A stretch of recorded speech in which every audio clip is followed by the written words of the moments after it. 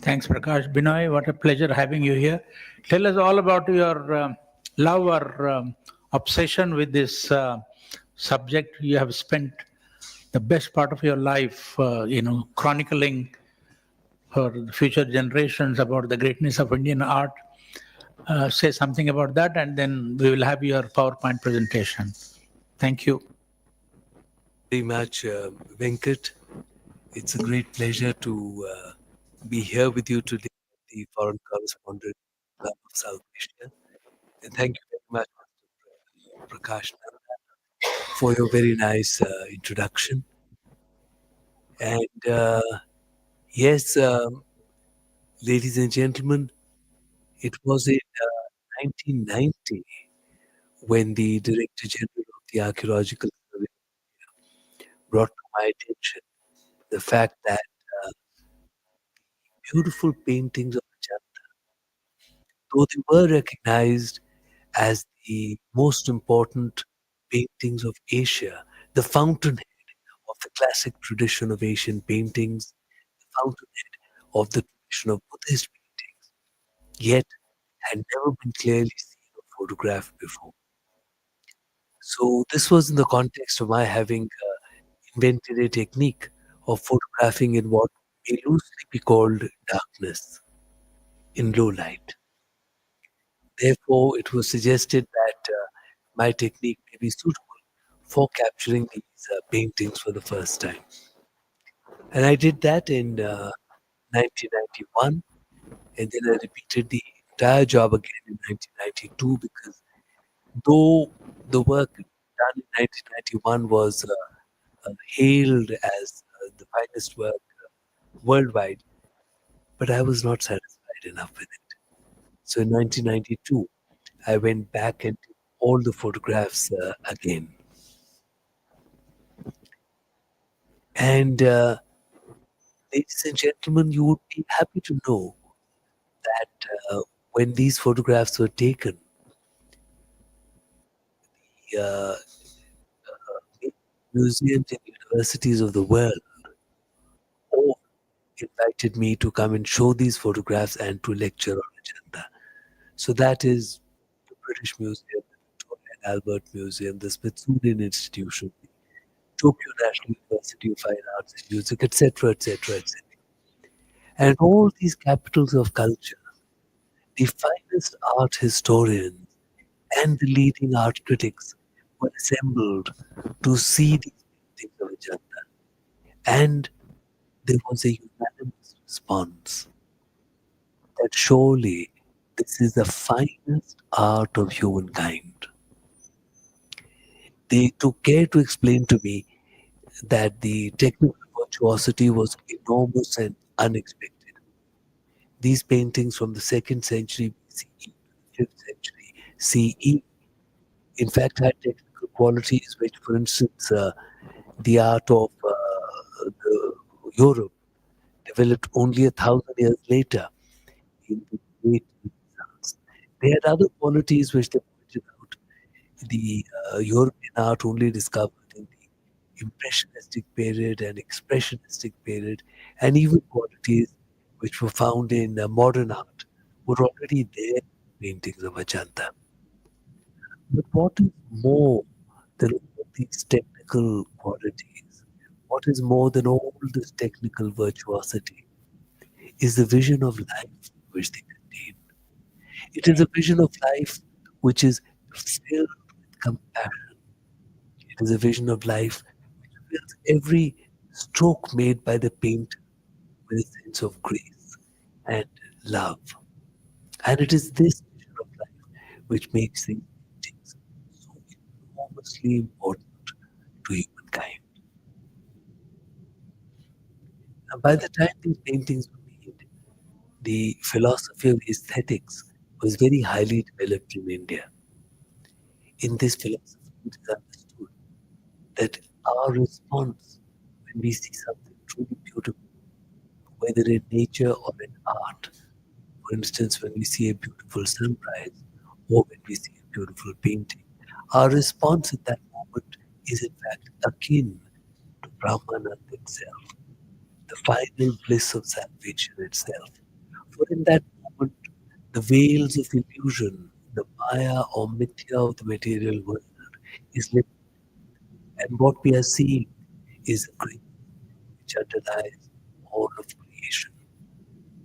And therefore, art was of enormous importance in ancient Indian life.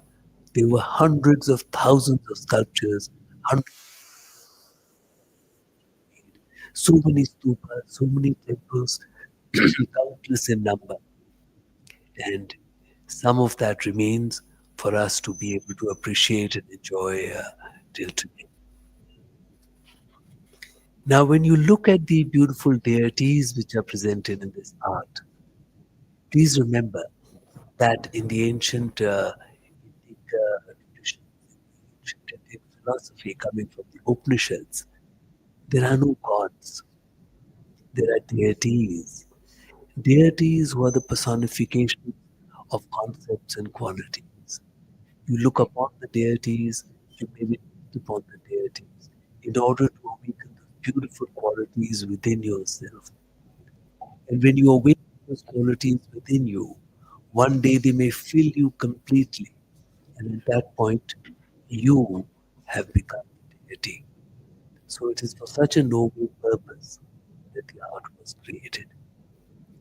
And lights off, please. We'll go on with the presentation.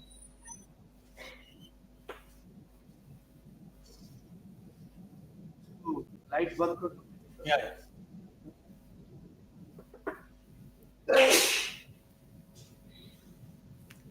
Yes. So this is that enchanted place, the gorge of the Baghora River in Maharashtra in Western India. It's here that 31 caves were excavated out of the living rock in two phases. One phase around the 2nd century BCE and the second phase around the 5th century CE. And these were beautifully painted and beautifully sculpted. Next, please. Now, the caves are dark, and in order to preserve the paintings, the Archaeological Survey of India used to allow light running only on electricity coming through a dimmer at low voltage, and therefore casting such orangish light only upon the paintings. However, despite this orangish light, you would appreciate these paintings were considered of incalculable importance in Asian art history. Man or lady? Because bangles, rings. I'll show you a closer view with the with the with my technique of photographing in low light. Next, please. Here you see the true colors and details of the painting as they are. It is a prince, it is a man, it is bearing an offering of lotuses for the Vajrapani who is in front of him. So all these greens and blues and details were lost to the world until this photography was able to bring them out for the world to see. Next, please. However, even after the photography brought out the paintings, a lot of the paintings could not be seen for other reasons. For instance, this painting of the 2nd century BCE, which makes it the earliest classical painting in the whole of Asia, in the whole, in fact, of the classic tradition. It makes it among the oldest paintings that exist in the world. Now, these could not be seen because of the amount of 20th century graffiti on them. So I got to work very carefully to remove the graffiti to make it possible for your eyes to see the paintings better. Next, please. And this is what the painting actually is.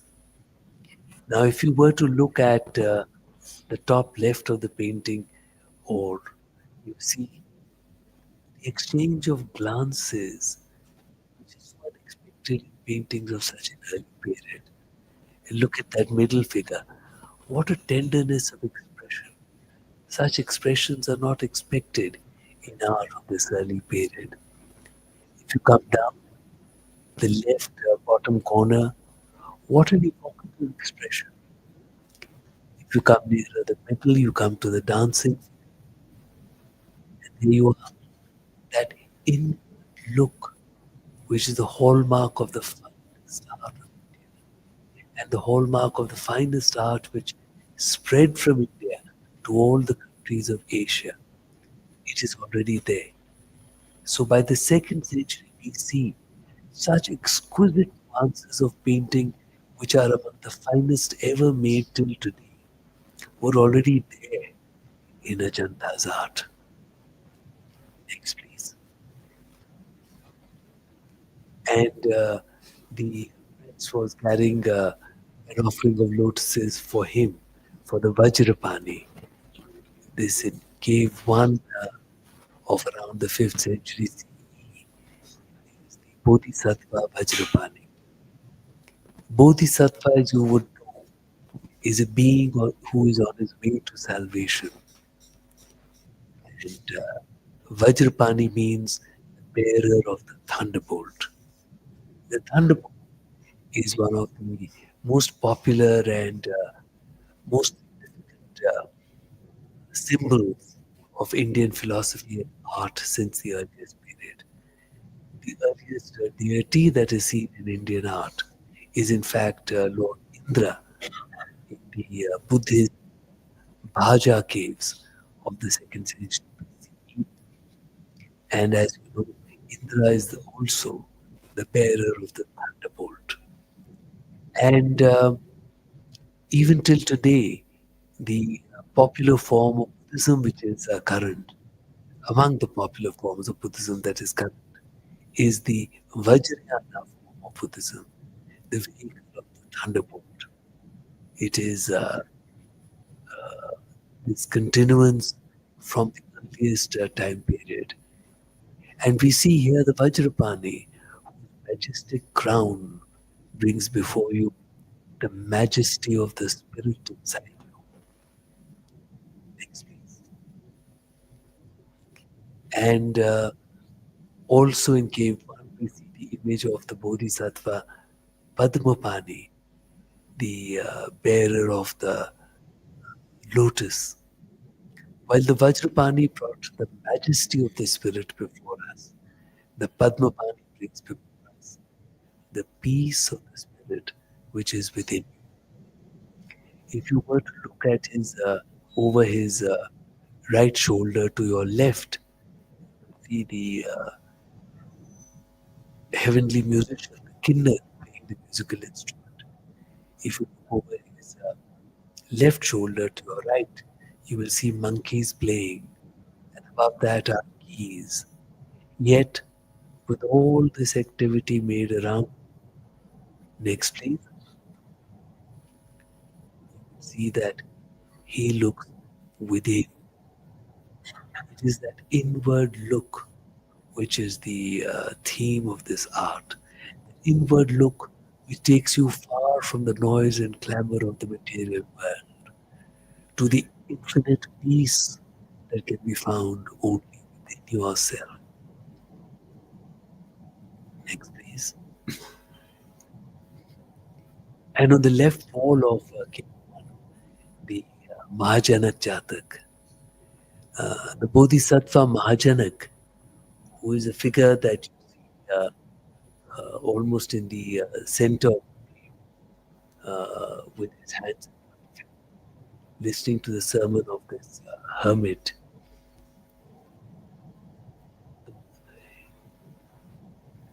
is another birth of another famous birth of Lord Buddha.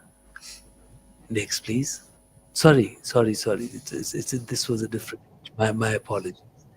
This cave one is a couple in harmony, a great sense of harmony which pervades the world of the Ajanta paintings, which is to be found across all the walls and ceilings of these great paintings.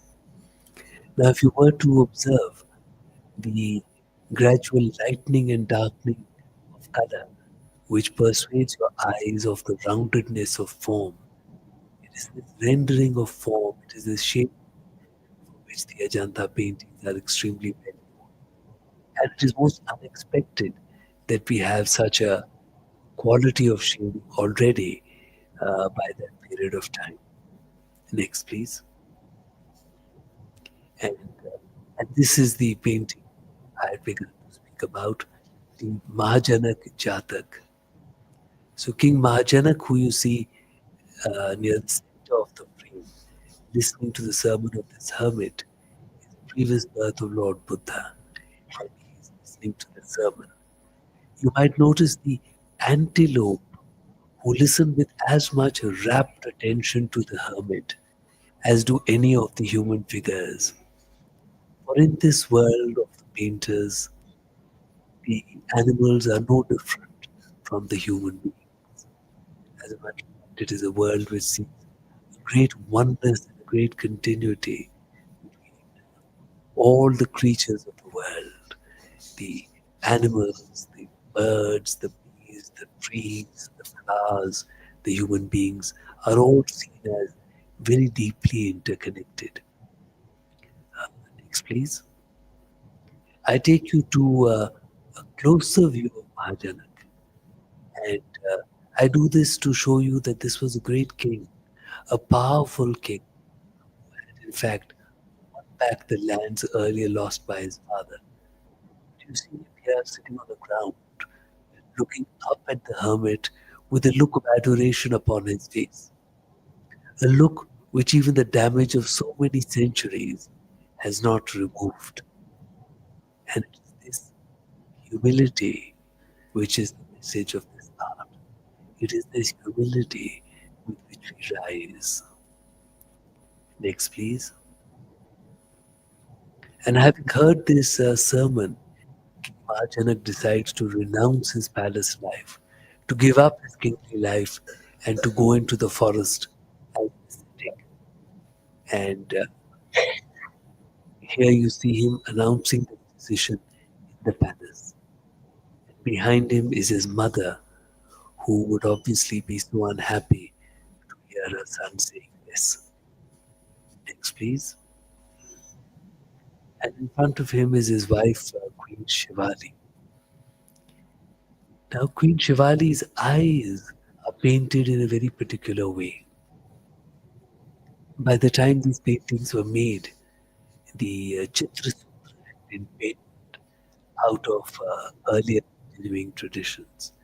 Now, the Chitra Sutra is the earliest known treatise on art, and it gives thousands of guidelines to the painter on how to make landscapes, how to make animals, how to make different kinds of figures, how to make different human beings, how to make expressions.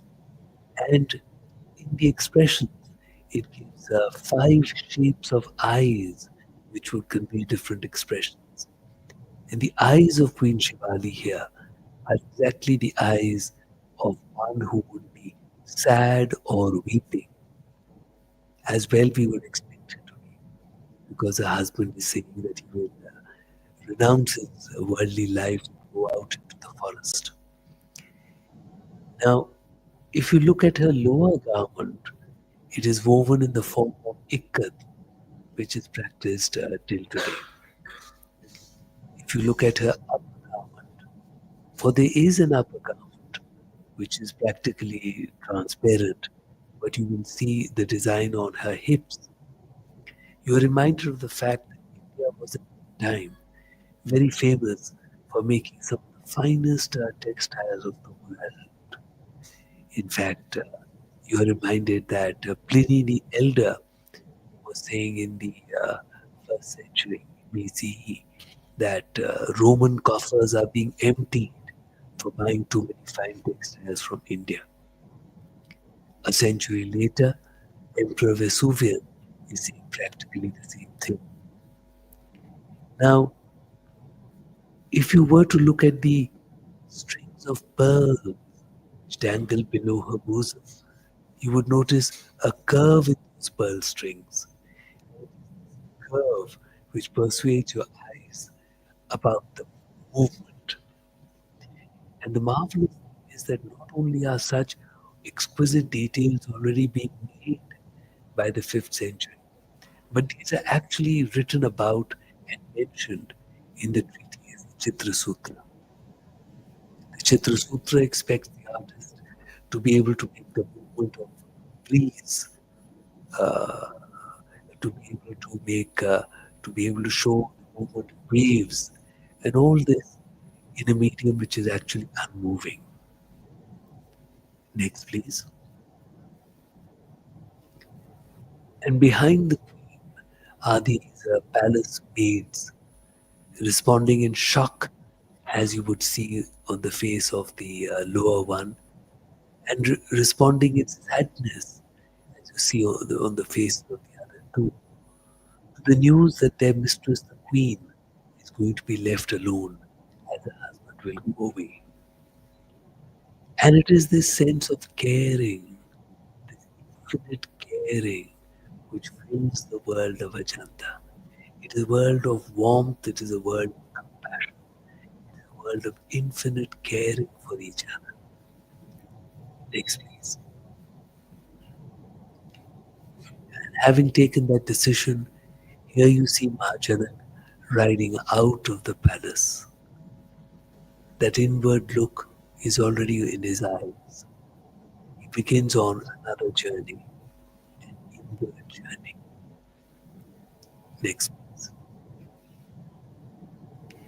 And in cave 17 of Ajanta, the Vishvantara Jatak, this is the Prince Vishvantar, is the last birth of the Buddha before he was born as Prince Siddhartha and will attain enlightenment to become Buddha. And here he's the dark figure that you see, seated dark figure. And he's telling his wife, Princess Madri, that he will be going away into the forest and will be leaving her behind, because he suggests that she would not be used to the difficult life outside and she should stay behind. However, the princess decides to go with him. Now, again, you might notice the purse in her hand and the curve of those strings of the purse. You would realize that she's swinging the purse. Absolutely marvelous detail. Unthinkable in, that this should be happening in the 5th century, but it is exquisite details. You would notice, of course, the perspective in the receding pillars which are made. You would notice the elliptical mouth of the vessel which the man is carrying, and so much more in this beautiful painting. Next, please. And in cave 17, the Mahisha Jatak, the Buddha born in a previous birth as a Mahisha, a buffalo. Now, the pesky monkey is troubling the Bodhisattva buffalo, but the buffalo does not mind. As a matter of fact, you can see the smile upon the face of the buffalo, and you can be sure that you were intended to be able to see it. For in this world, the animals are full of the most, are full of the finest qualities that you may not even find in human beings. It is a marvelous and compassionate world of Ajanta. Next, please. And from cave 17, I show you this in order to show you how the painter indeed wanted to show you the whole world. This Jatak, he made large elephants. You would see in the top of the frame, go towards the right, you would see the feet of an elephant. And while he's making these large animals, if you would look at the branch of the tree close to this man's head, I will take you to a closer view. Next, please. Yes, those are ants climbing up the tree. And if you were to go to Ajanta, you may not be able to see the ants, but the artist is fulfilling his dharma Dharma to depict the beings of the world. He's concerned about the beings of the world. And the ants matter to him as much as anybody else does. So he makes them. He fulfills his own dharma. It is a marvelous view of the world. Next, please. And here you see rather unseen paintings of the 5th century CE. This is in the caves of Pital Khoda, about 2 hours drive beyond Ellora, which is on the outskirts of Aurangabad. And these Buddhist caves have these surviving remnants of beautiful paintings of the 5th century. So there is much damage, but enough survives to be able to show you tenderness and that inward look. Next, please. And in the 5th century Buddhist caves of Bar, which is in Madhya Pradesh, you see exquisite paintings. In fact, the foreshortening of the bull that you see here is most unexpected in art of that period. And the graphic quality of this art is more like modern art rather than 5th century art. But it is a marvelous and very pervasive tradition by the 5th century. It is seen in many parts, and these are the surviving remnants which give us a glimpse of what the art was like. Next, please. And the earliest surviving Hindu painting is in the Badami caves of the 6th century in Karnataka. This is what remained of the painting when I took the photograph in 2001. In fact, when National Geographic was doing a very large feature about my work, and they traveled across India to all the places which I had been photographing in 2008. By then, this painting was already gone, it could not be seen. But fortunately, I had photographed it in 2001. And next, please. I had digitally also managed to store it so that you can see it a little better. And you will see that the same tenderness of expression, that inward look, is pervasive in this art. It is a marvelous artistic tradition. Next, please. And of the 7th century, this is a painting of Lord Shiva. Now, this is in the outer wall, these small niches made in the outer wall of the Kailashnatha Kanchipuram temple. And there's very little space there. As a matter of fact, you have to poke your head inside the niche to be able to get a glimpse of the painting. But it is marvelous art which does survive in these niches, and very important art of the 7th century.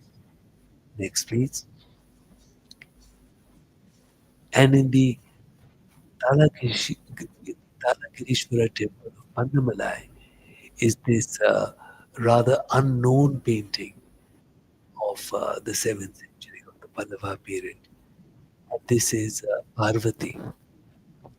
When Lord Shiva performs his dance, the dance cannot be without Parvati as the eternal witness.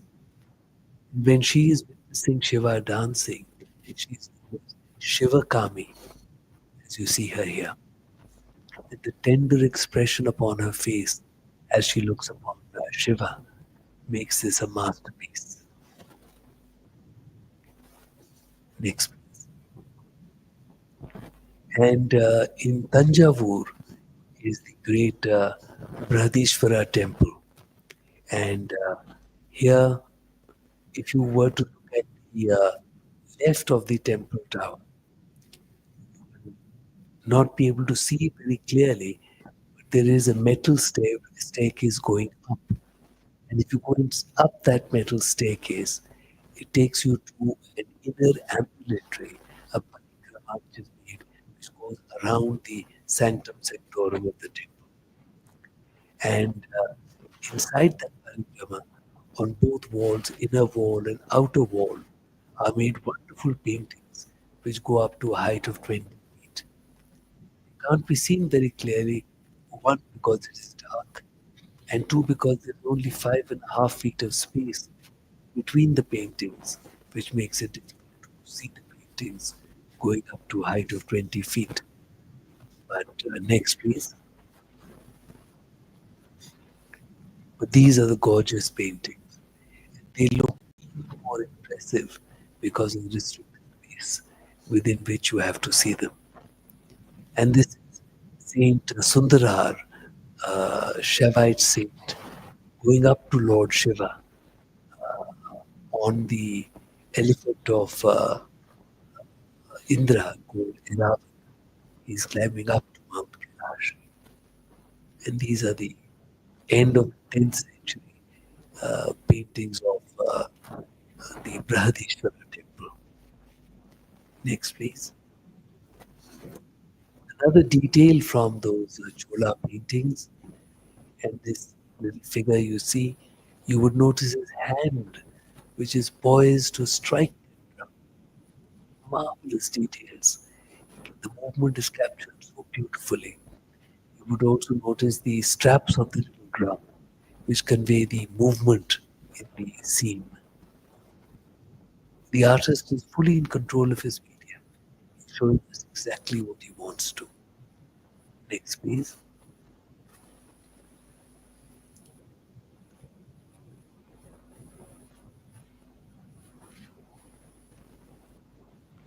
And this is again a painting from the Brihadishvara temple. It is the earliest surviving portrait painting in India. See, perhaps the most marvelous thing about the Indian tradition was that the artists were making hundreds of thousands of works of art, which depicted animals, which depicted figures, which depicted the common man. There was no portrait because the focus was not upon the individual person. In fact, the idea of the art was for us to be able to leave our personality behind, to be able to leave our egos behind. Therefore, portraits were never made.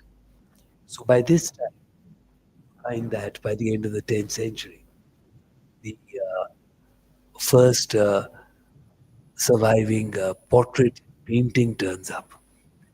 As a matter of fact, the earliest surviving portrait in sculpture is of the 7th century, and it is at Mahabalipuram.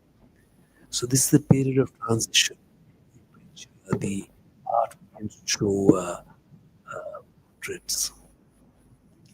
And even though a portrait is being made, here you would notice that the king is made, he's the reddish figure who is made behind his guru, Guru Karuvira. And even though a portrait of the king is being made, he's still almost hiding behind his guru. Next, please. And this is the 11th century, in which period 108 monasteries were made across the Trans-Himalayas. And these were painted and sculpted by artists from Kashmir. They were made in Ladakh, Lahore Spiti, Kinnaur, and Western Tibet. And next, please. And such is the art which was made inside. An art which beautifully continues the tradition of painting coming from ancient times in India, and which also shows you through the marvelous textiles and so many other cultural nuances, the cultures which were coming along the trade routes to Kashmir and Ladakh at that time. Next, please. And the fine qualities of ancient art continue best to a later period in Kerala. This is of the 16th century.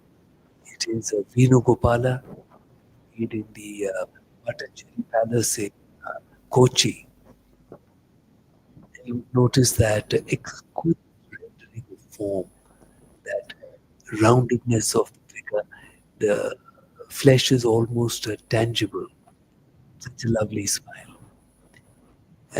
You might be happy to know that Venugopala is among the deities who remain most popular across the countries of Asia.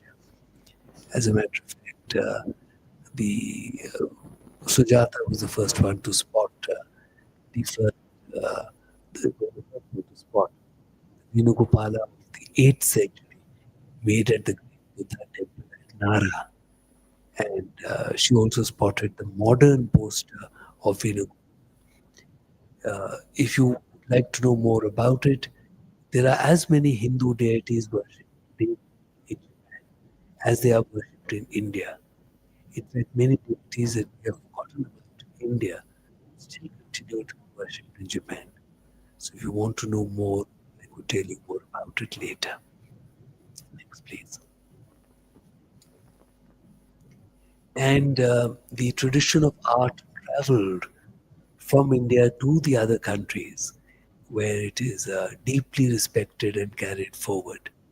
And this is Sri Lanka, where this is a 5th century painting from the Sigiriya caves, where the Buddhist traditions, the traditions of Apsaras, and the traditions of this marvelous rendering of form, the gentleness of expression, are all beautifully captured and carried forward. You see that lyrical grace here, which reminds you that there is an end to the sorrow of the world. Next, please. And this is of the 6th century. It is Shiva and Parvati, made in the Kizil caves in China. And everywhere in the Buddhist caves of the early period, is always the making of many Hindu deities. So this is China, 6th century. Next, please. And Myanmar very beautifully continues the Indian traditions of painting. As a matter of fact, when I was first asked to give a talk in Yangon, there was a huge crowd of all the historians and critics, all came because they were all so keen to see the ancient Indian paintings upon which they believe that their own tradition is fully based. And indeed, this is a painting from Bagan in Myanmar, where the 12th century paintings are very, very similar to the contemporaneous Pala period paintings of Eastern India. Next, please. And the most beautiful paintings, the earliest surviving paintings of Tibet, are in a very remote part of Western Tibet, way beyond uh, Kailash uh, mountain and Lake Mansarovar. And these are in the Dunkar caves at an extremely high altitude. And though some believe that these were made also by the Kashmiri artists, it is my understanding that they were in fact made by people who learned from the Kashmiri artists. Lights, please. And ladies and gentlemen, this brings me to the end of this presentation. I'll be very happy to answer questions. Thank you.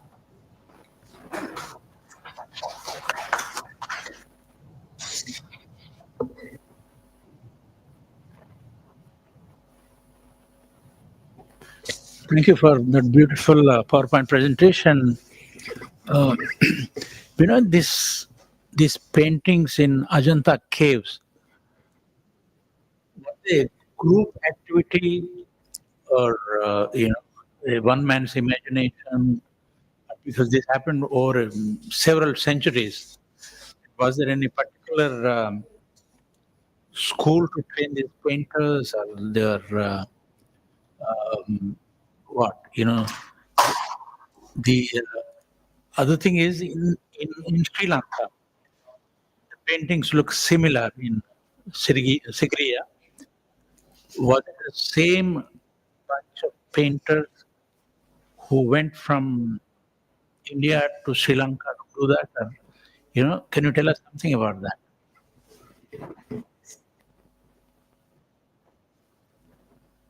There were guilds of artists in ancient times. In fact, the guilds used to make not only the paintings but also the sculptures, and there were very large numbers of artists. Now, what one must understand is that you say social contract.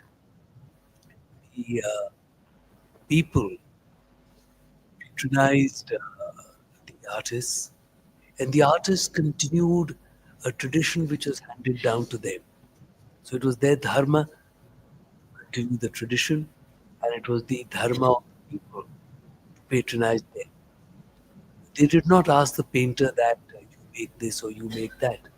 That was left to the painter to do. And their task in society was to patronize the guilds.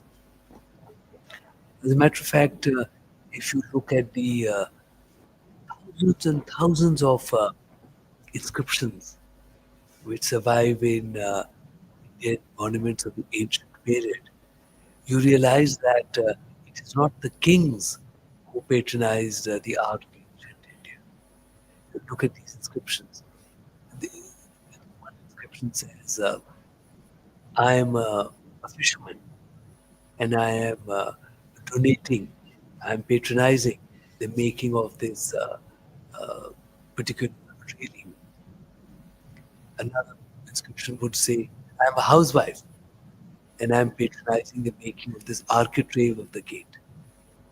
And another one would say, I am a tailor and I am patronizing the making of paying for the making of another part of the railing. So you take a look at any ancient Indian monument. For instance, if you were to look at the great stupa of Sanchi, 631 inscriptions survive out of what may have been 1,000 or 2,000 inscriptions that you originally did. And all of them are like this. And all the inscriptions across all the monuments of ancient India are all like this. As a matter of fact, you happen to know that women are the majority of the donors of the whole of ancient Indian art. So it is not an art made by the rulers, it's not an art made by the kings, it is an art of the people, patronized by the people. And there is a wonderful contract between the artists, the guilds of artists, and the and the people. As a matter of fact, even if you were to look at other arts of India, if you were to look, for instance, at dance, it is there are at least two surviving original traditions which I see. One of them is the Rasa Leela of Manipur, and the other is the Cham dances of the monks of Ladakh. And in both cases, you would notice that in ancient times, in the original, the dance, which is a folk art, was not meant to be performed on a stage for people to come and clap. It was a form of meditation. And that meditation, that glimpse of the truth of life, is shared with the people. So all the villagers and people come together, and the Lamajis or the artists of the Rasalila or other forms, they share with them the truth of the faith, the truth of the enlightenment, and it is the common people who are patronizing it, and the artists are doing it, or the monks are doing it for the people. Thank you.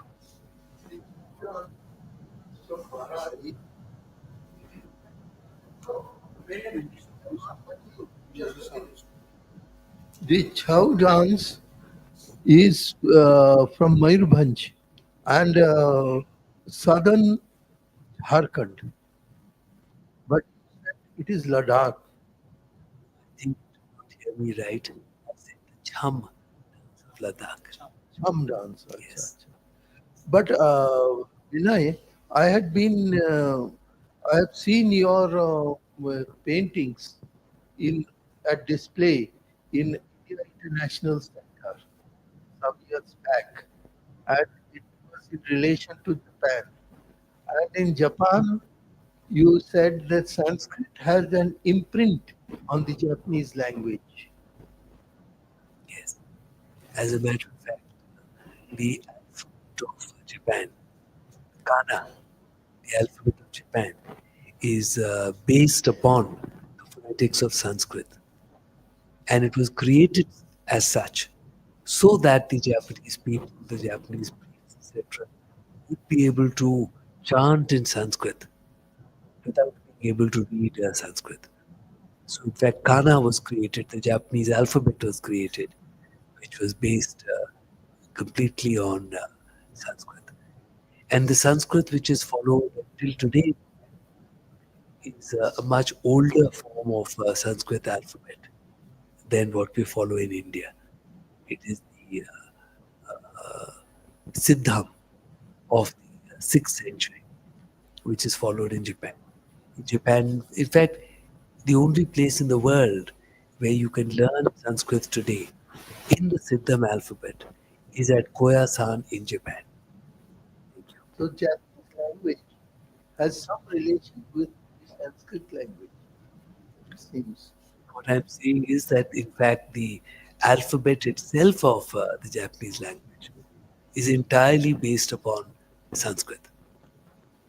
And this is uh, not something which is disputed when I say it. As a matter of fact, my work has been done with a fellowship also.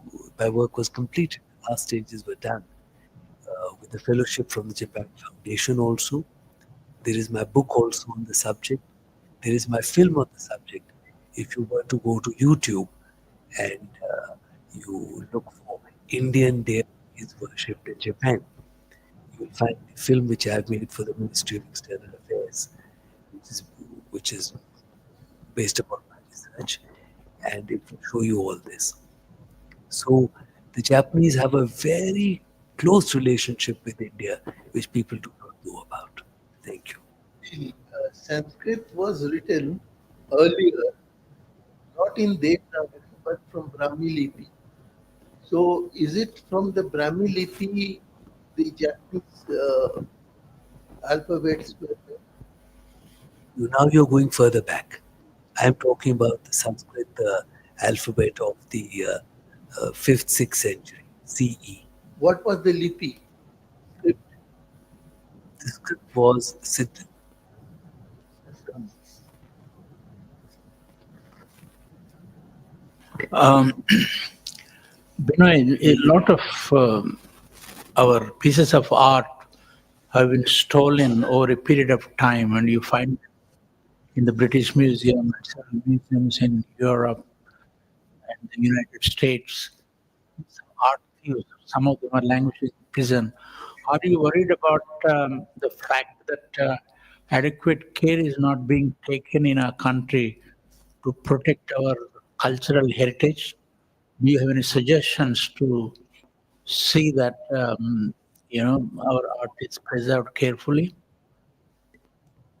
Thank you. Uh, my concentration is upon the preservation of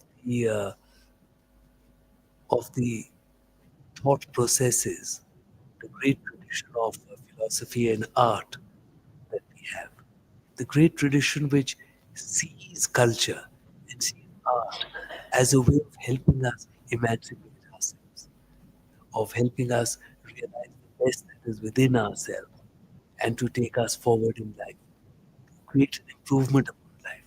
The material treasures which we're talking about, the preservation of those material treasures, unfortunately, that has not been so much my focus, because I'm more concerned about the preservation of the processes of thought, the education within, which will help us to retain our view of life and to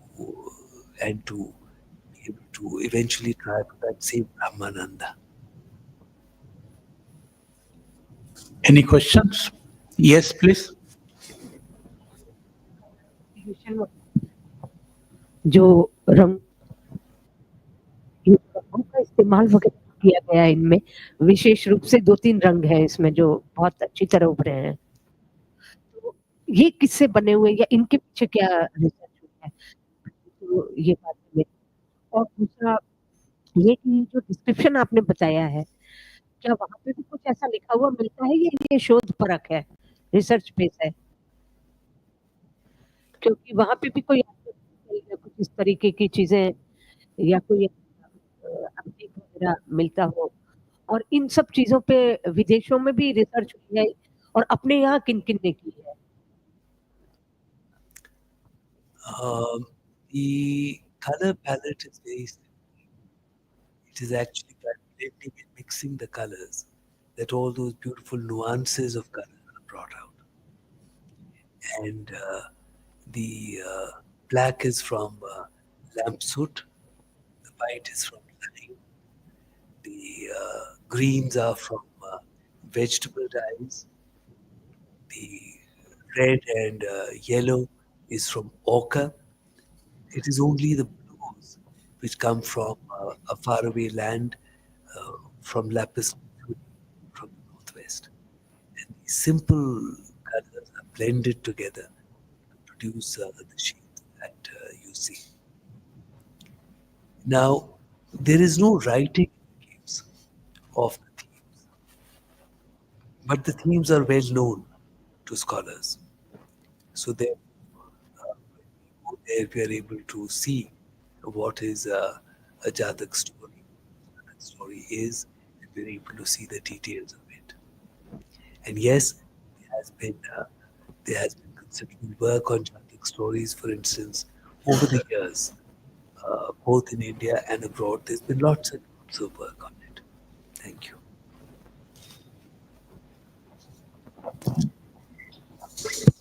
Yes, please. First is earlier you used to show this film at the India Habitat Center. Now you have made that online because you learned the culture of online. Why you are not present physically there? Tomorrow also you are showing what it is on online only.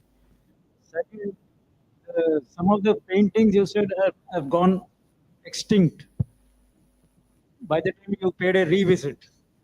So why they are not being protected? They are let gone extinct. Why?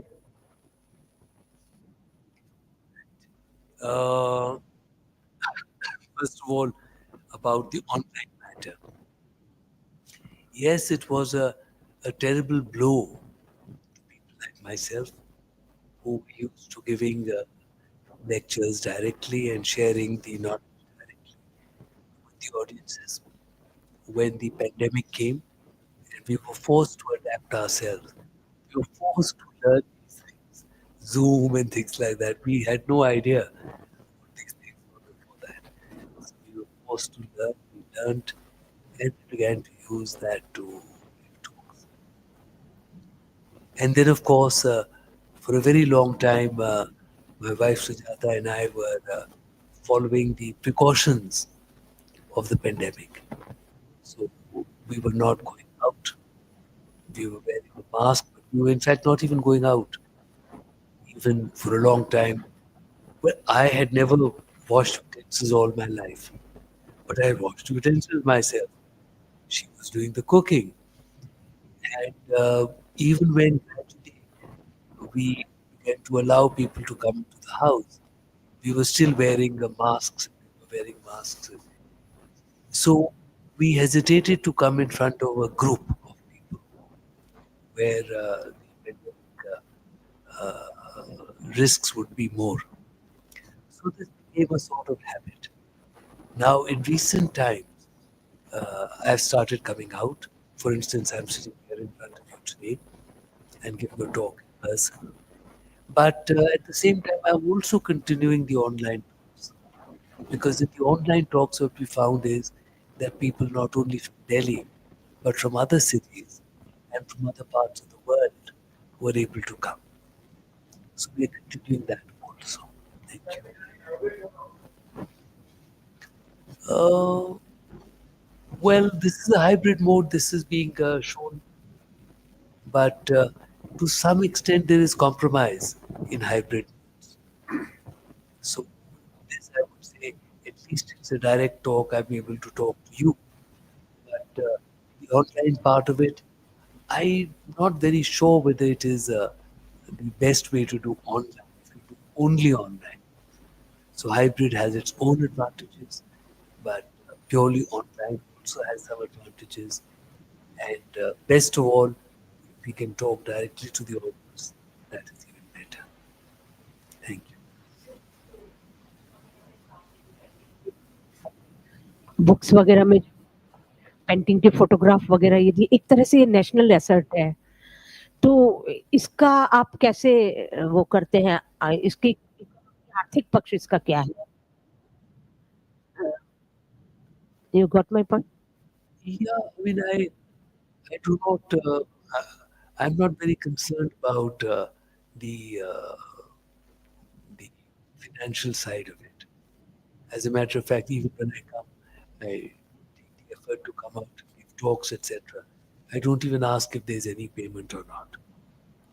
So I'm not doing my work for the financial side. My work is for sharing with people. As a matter of fact, my YouTube channel also has not been monetized. I'm not taking any. I do not want to take any money for sharing this. जो सरकार ये सब करने के लिए allow करती है financial aspect के साथ में, आप नहीं लेते वो एक अलग चीज है, और प्रकाशक को तो उसका लाभ मिलता ही है, किताब के रूप में या दूसरे रूप में, किसी और को तो उसका लाभ मिलता ही है एक नेशनल प्रॉपर्टी का. That's really not. I mean, those are the systems which are made. Those are systems which are made. I think our concern is it's a national asset. So you should also be looking into the fact that much, I know you focus on the thought process and not the material aspect of all these wonderful national assets. But our concern is that it should be preserved, the material aspect. The thought will be lost gradually. You will not be here forever. People are already diluting it. If it's not well for the public. So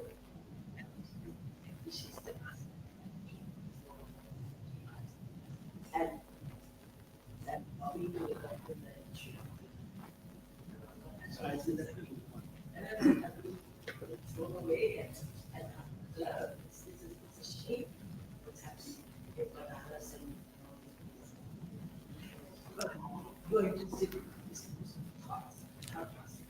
And that I'm always available to make all the efforts to help preserve even the material things. I'm available, but I can only do what I'm asked to do. Before I invite Prakash to propose a vote of thanks, may I invite Ashok Sharma to present this memento to Binoy.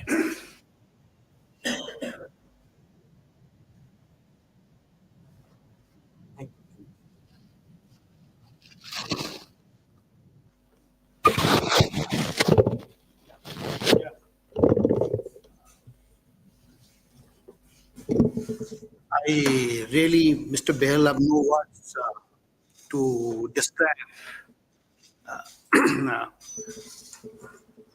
your willingness to come here and address the Foreign Correspondents Club. In fact, you made me, and I'm quite sure it must be the case with many of our friends, really proud of her heritage, proud of her in the history, proud of her in the architecture, and proud of our overall culture. Of course, these days, people talk of India being developed, by 2047, and people talk of hard power, but I always believe, and as you rightly also pointed out, our things in China, Japan, Myanmar, there is something called soft power, and I think this real power, unaccompanied by our that cultural heritage, beyond a point, doesn't take anywhere. And as you rightly pointed out, our culture, through architecture, highlighted what you said, that vision of life with compassion, grace, and love. And so, no development is of any use if that doesn't have this vision of compassion, grace, and love. Thank you very much for reminding us. Um, and as you know, we have a rich archive, and your contribution towards enriching our archive for future generations will always be remembered. Thank you very much. Thank you so much. Thanks very much, ladies and gentlemen, for being here. Good night.